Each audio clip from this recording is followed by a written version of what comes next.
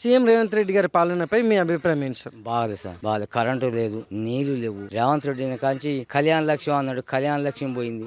ఏది లేదు, ఏది ఇయ్యట్లే. ఉత్తదే గుడ్డుస్తున్నా. ఆయన చేసే పరిపాలన బాగలే. రైతు భరోసా లేదు. ఎకరం వల్ల పడ్డాయి అన్నాడు, ఎకరం వల్ల పడలే. ఒక నీళ్ళు లేక పొలాలు మొత్తం ఎండిపోతున్నాయి. కరెంటు చక్కగా రావట్లే. ఆయన చేసిన పరిపాలన బాగలే. మరి గతంలో కేసీఆర్ గారి పాలనపై మీ అభిప్రాయం ఏంటి సార్? ఆయన వృధా పింఛన్ ఇచ్చిండు బాగానే. ఇప్పుడు నెలకి ఇంతవరకు పింఛనే రాలే. ఇంతవరకు నెలకి ఎమ్మటే పింఛన్ ఫస్ట్ కు పింఛన్ ఇస్తా అన్నాడు. ఇంతవరకు పింఛనే ఇవ్వాలి. ఎట్లా పోతారు ఈ ఎండాకాలం? ఈ యొక్క గొడ్డుకు చెర్ల నీళ్ళు లేవు. తాగుదాం అంటే నీళ్ళు 2 సార్లు నీళ్ళు వస్తే అసలు జమ్ములు పుట్టినాయి మా చెర్ల. ఇదివరకు జమ్మును పుట్టింది, చెరువు జమ్మి పుట్టింది. వామ్మో ఇదేంది పరిపాలన, ఈ నీళ్ళు ఎందుకు మాకు అనుకున్నాం. ఇవాళ నీళ్ళు అట్టడిగిపోయింది. నీళ్లు సుక్క నీళ్ళు లేవు. జీవాలు నీళ్ళు, గొడ్డ నీళ్ళు తాగుదామంటే నీళ్ళు లేవు. ఎవరికి చెప్పుకోం.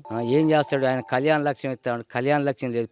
సరిగ్గా పింఛన్ కూడా ఇవ్వలేకపోతుండు. ఏం పరిపాలన బాగుందండి ఆయన? ఏం బాగలేనా? మరి గతంలో కేసీఆర్ గారి పాలనపై మీ అభిప్రాయం ఏంటి సార్?